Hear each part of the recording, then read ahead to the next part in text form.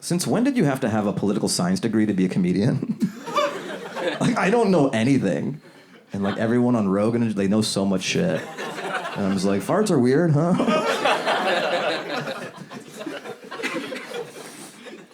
I've done Rogan a few times. It's great. It's great, like exposure and all that stuff. But then sometimes you'll be in these situations, you're like smoking a cigar, and then like he just talks about whatever, and you just happen to be there, you know?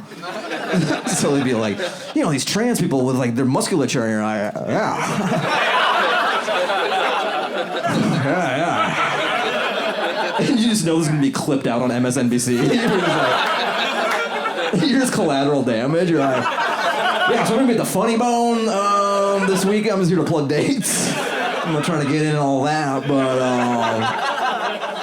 yeah, elk are bigger. The elk are big. Like, Latinos are the bravest people. They're the bravest people that I know. Any Latinos in the house? Yeah. Because, like, they will go to an anti-deportation rally as an illegal alien. That's, like, brave. That's balls. To be an illegal alien and be downtown and be like, yeah, fuck this shit. Fuck you. I'm not going nowhere. I wouldn't do that. I would just be, like, in a basement. I'd be like, is it blown over? I wouldn't be, like, fucking throwing rocks at LAPD, like, which side? Just, like, crip walking. Try to deport me. I dare you. Latinos love America. They love America more than Americans do. Like, or just like illegal aliens, they love America more than we do because no one's lighting off bigger firecrackers than them on 4th of July. Like 2 weeks leading up to the 4th, 2 weeks after, you're just blowing up craters. Like, oh shit. They love America more than we do. They're just like in Adidas slides and tube socks, just lighting off Oppenheimer bombs. Like, oh shit. They're literally lighting off atomic bombs and they have slippers. Oh, fuck! They're like fun terrorists, you know? Like, my people blow up for Allah. They blow up to be like, oh shit, dog! Oh, fuck, you see that? They do it for the love of the game. We're trying to kill people. They just want to see stuff go boom. They're like, oh, fuck, you see that? They're like exhibition. They're like scrimmage terrorists. Scrimmage for the love of the game. Nothing counts. It's just like, that was a good explosion, huh? That was fun. I had this sketch idea where like there's this outfit in Texas who they reform ISIS guys and like Al-Qaeda guys who were like blowing shit up, and now they work on 4th of July fireworks. Because they're good at bombs and explosions, but like now they're doing it for beauty, and they're like, you know, it's just people go ooh and ah, it's nice. And they're like, Ahmed's a part of the community now. We go to his 4th of July show. He does the bombs in the sky now, so he does no more bazaar. He's like, no more bazaar, you know. The kids come up to me. It's nice to get hugs, and yeah, I don't kill people anymore, and yeah. So it's like a pipeline, and then you can reform Hamas guys too. It's like a non-profit. What if that becomes my thing? Do you want to donate to my foundation? So we take terrorists and we have them do fireworks. We make them sign a piece of paper that says they're not going to do people anymore. They're just going to do sky bombs. That's the name of the organization. It's called Sky Bombs. Sky Bombs. I was thinking back in the day, if you wanted porn, you had to go to like an artist, you know, like a painter, and like tell them what you want. You had to be like, yeah, so could you have like a fat tatties? And she's like a bent over, and it's like, yes. Come back in 3 weeks, I give you the painting. And then if you were a pedophile, you had to like dance around it, like, you know, like a young, you know, like a...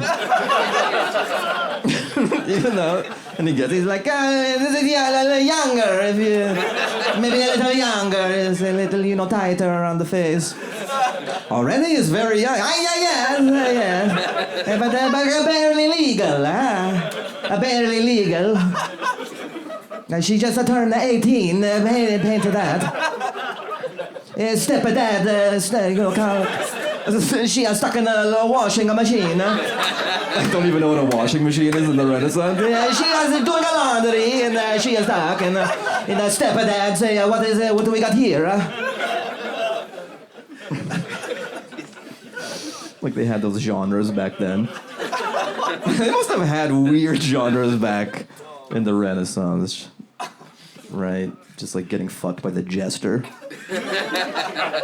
There's like jester porn. A painter, the jester, double teaming. Sometimes I'll watch NBA games and like when they hit a three, they celebrate. It's kind of cool. Like you'll see Steph Curry do that and just like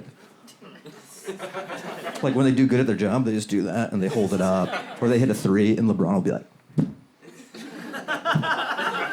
That feels good, like a celebration in the middle of your job. Like I would look. Sometimes I do a joke and it gets a big pop, and I would love to be able to celebrate as a stand-up comedian.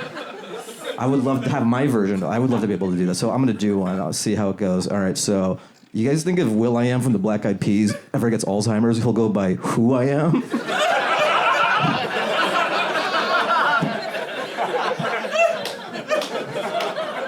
I'm just gonna do that when jokes do well.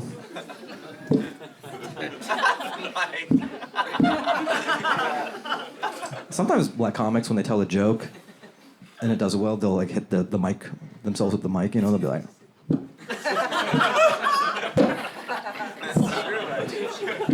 Chappelle does it sometimes, yeah. He's not the only one though. Like it's so funny you have to hit your like.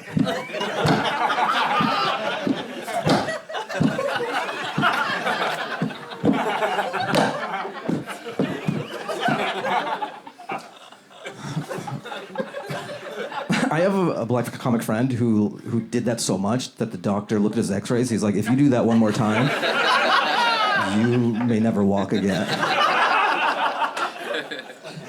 And I saw him at a show and he was like, fuck y'all, that shit funny. now he's in a wheelchair. And now he can hit his legs as much as he wants, you know, because he can't feel anything below his legs. So it's like, fuck y'all, that shit funny. His legs are bleeding because he can't feel anything. Every pho place is just a play on the word fuck. Right. Yeah. Right? Every pho place is like tongue-in-cheeky about their name. Like these are real ones. One of them is Let's Pho. That's a pho place. Another one is What the Pho.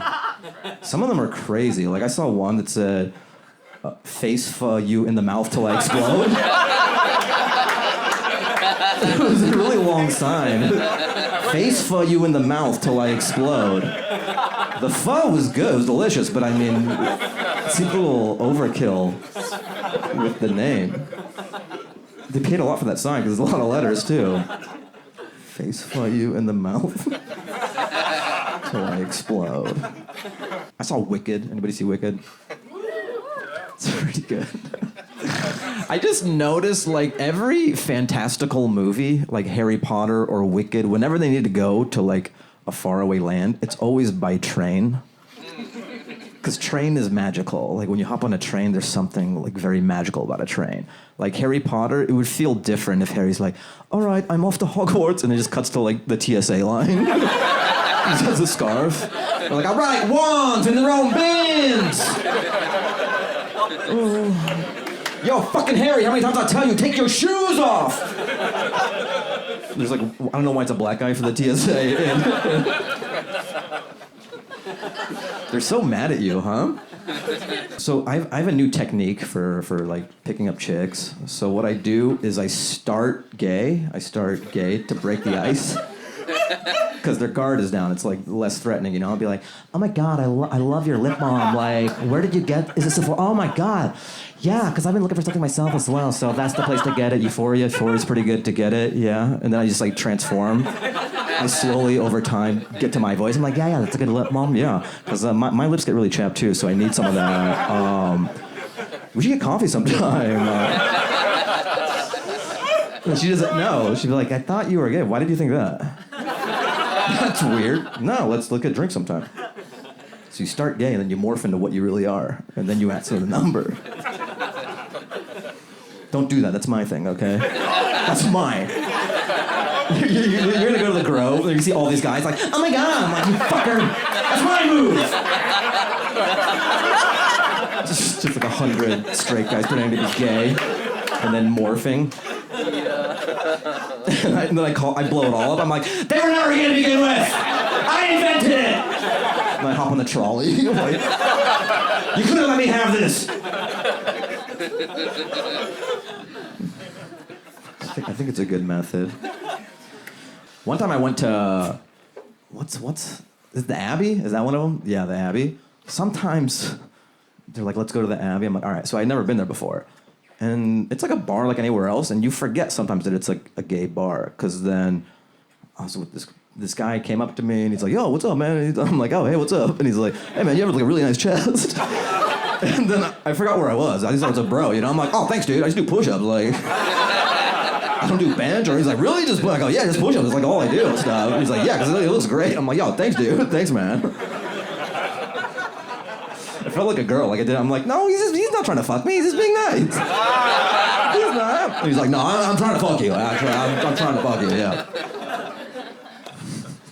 But I felt so good, and I'm like, oh yeah, I'm at a gay bar. Do I still take the compliment? No? I don't like that silence, guys. I want to know the guy. You have a great chest. The gay guy was right. Amazing. That's overboard. Good is, I believe. Amazing.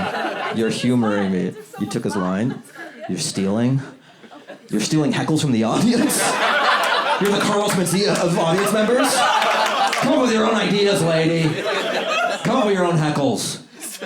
Like fitness, if you're fit as a guy and you're trying to like attract a girl or whatever on a dating app, it has to be implied. It has to be like implied fitness. You can't be like shredded with your shirt off in the first photo. You can't just be like that on Hinge, because girls are like, ew, gross. And even though you're shredded, it's like, it's wasted. You have to be subtle, you know? You have to be wearing like a tight dress shirt and maybe the sleeves are rolled up a bit. So you see the forearms and then girls are like, oh, okay, it's kind of shredded. Like girls want to piece it together like a detective. They don't want you to just give you the answers. They want to feel like a true crime detective, like they're Sherlock Holmes. Like, okay, my deductive reasoning, he's shredded.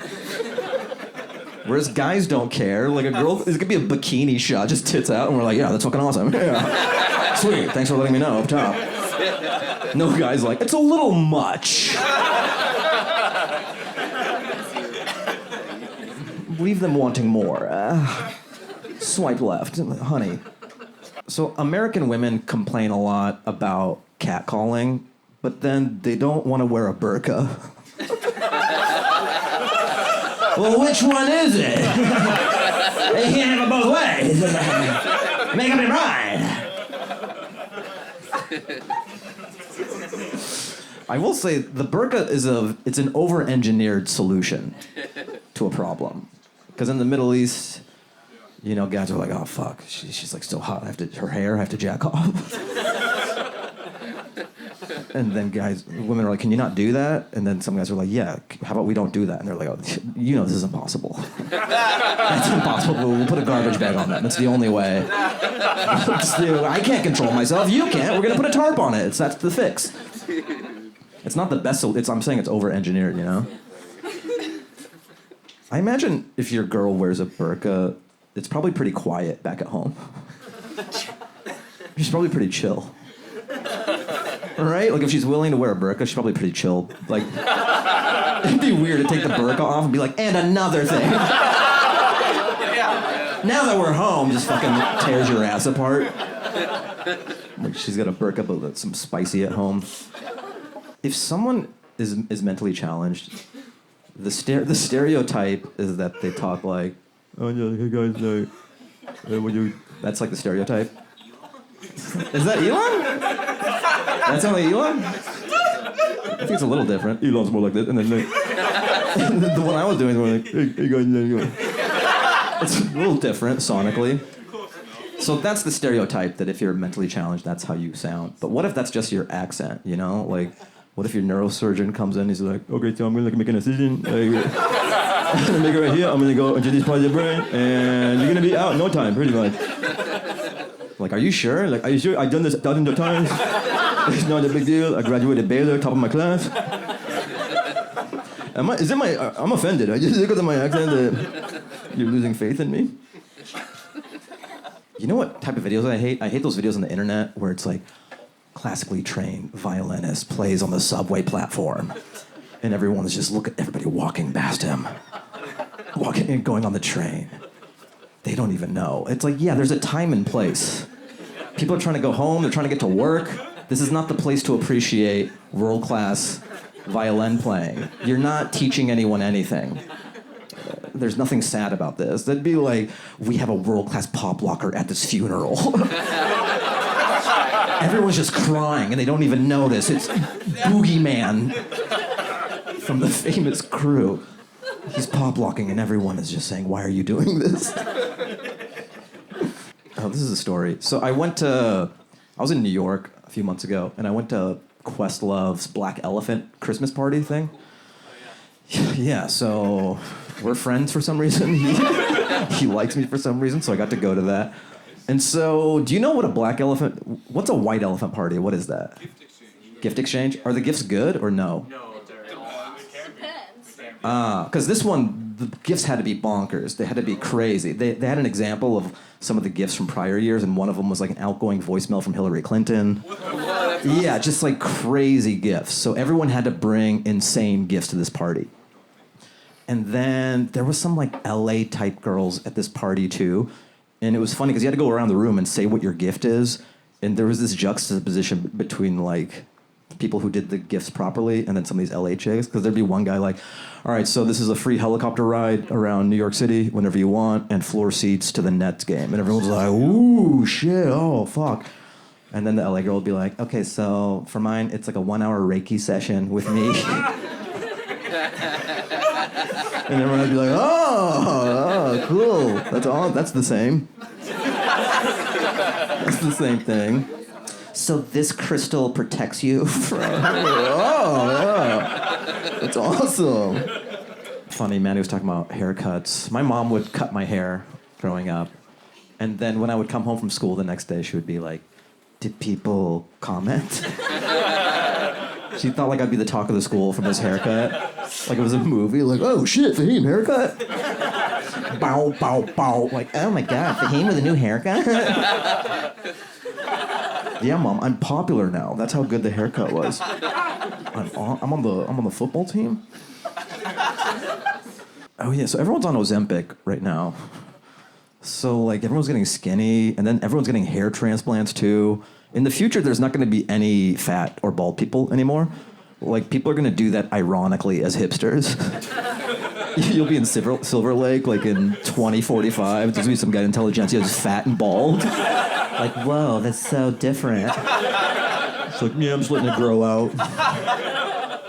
I'm not doing Ozempic or... Like, it'll be cool to look like Phil Collins. Like a fat Phil Collins. Should I update that reference? Am I dating myself with Phil Collins? You young people know Phil Collins. Yeah? Yeah, nice. Okay. Oh, so I did a gig in Saudi Arabia one time. Was it fun? Was it? It wasn't. Yeah, I was thinking about it.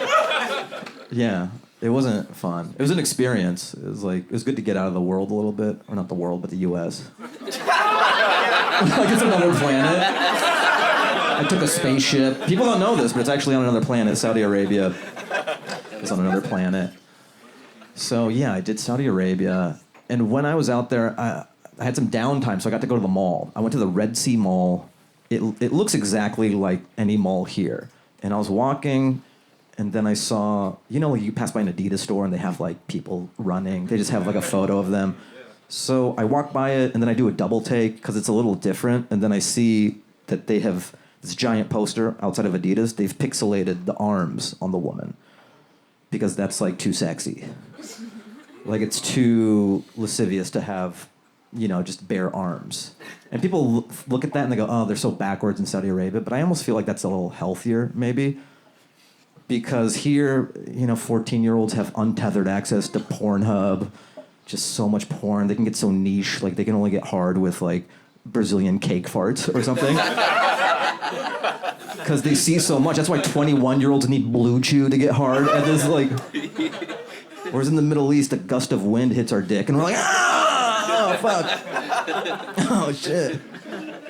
So I know a girl who had an affair with a married guy for a while, and then now she's getting married herself, which I don't understand. Like, obviously, you view marriage as this flimsy thing, so why do you want that for you? Like, you don't respect it.